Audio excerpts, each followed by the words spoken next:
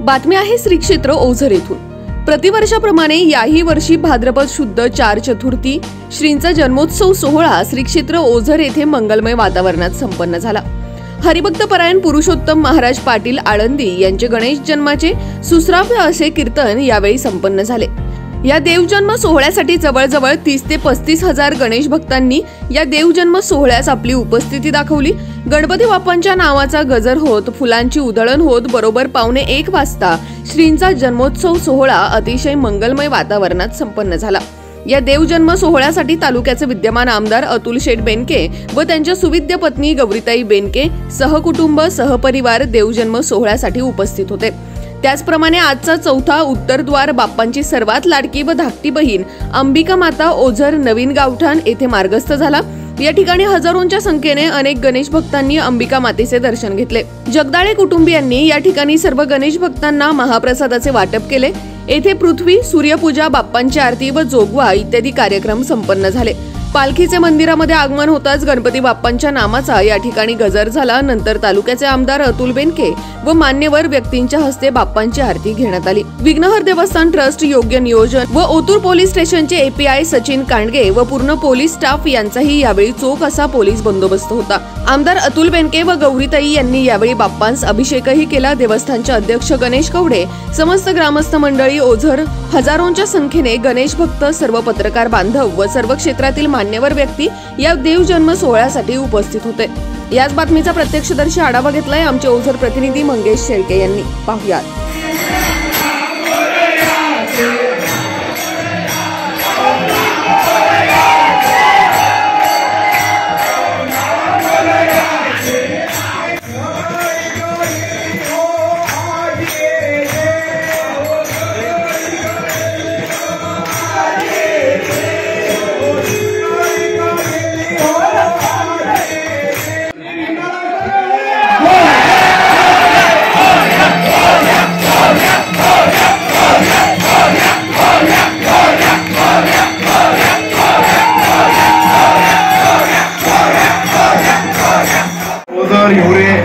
या परिसरातला आमच्या लहानपणापासून गणेश जयंतीचा सोहळा खूप मोठ्या प्रमाणामध्ये पार करतो। यंदाचे विश्वस्त सगळे मंडळी आणि ग्रामस्थांनी अत्यंत नियोजनबद्ध गणेश जयंतीचा कार्यक्रम इथं पार पडला आहे। हजारो भाविक भक्त इथे आपल्याला दिसून येत आहेत।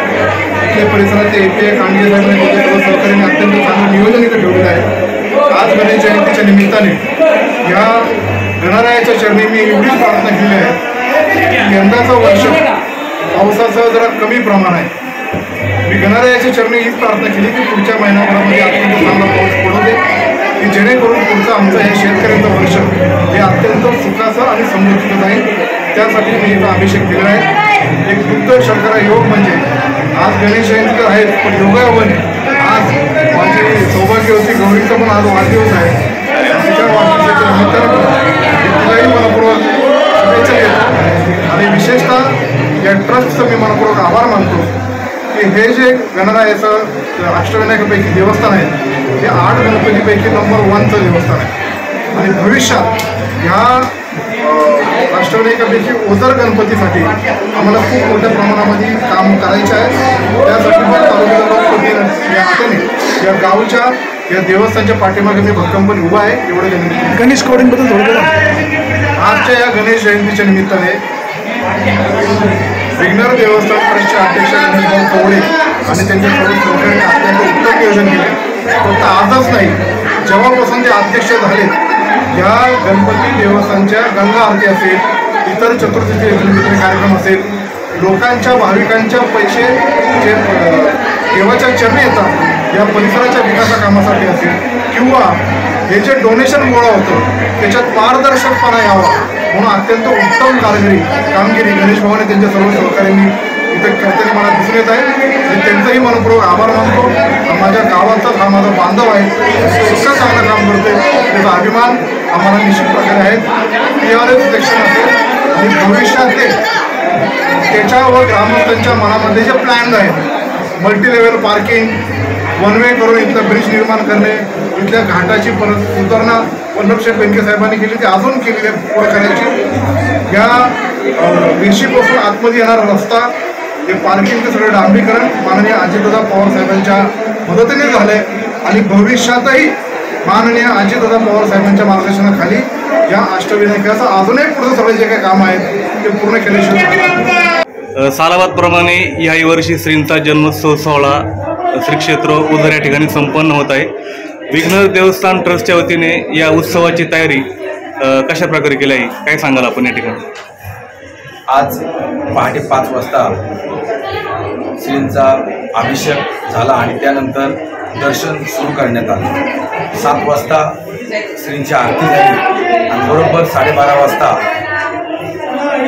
श्रींचा जन्मोत्सव सोहळा साजरा झाला। देवस्थान ट्रस्टने सकाळपासूनच भाविकांसाठी अन्नदानापासून तर सगळ्याच सुखसोयींची या ठिकाणी व्यवस्था केलेली आहे। आपल्याबरोबर विघ्नर देवस्थान ट्रस्टचे विश्वस्त किशोरभाऊ कवडे आहेत। यावर्षी द्वारांचं नियोजन कशा प्रकारे केलं आपण, काय सांगा? प्रथमतः द्वार चालू झालं आहे शनिवारी उमरतचा द्वार होता। साधारणतः 8 ते 10 हजार भाविक त्या द्वार यात्रेला अनवाणी चालत येतात पालखीबरोबर।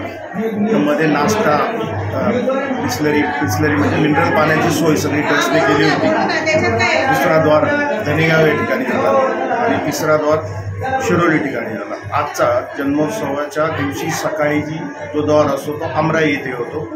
द्वार यात्रेला उदंड लोकांचा प्रतिसाद मिळाला। गुरुवारी 20 सप्टेंबरला जंगी आखाडा आहे श्रींच्या जन्मोत्सवानिमित्त, तर आपण या कुस्तीविषयी काय सांगाल?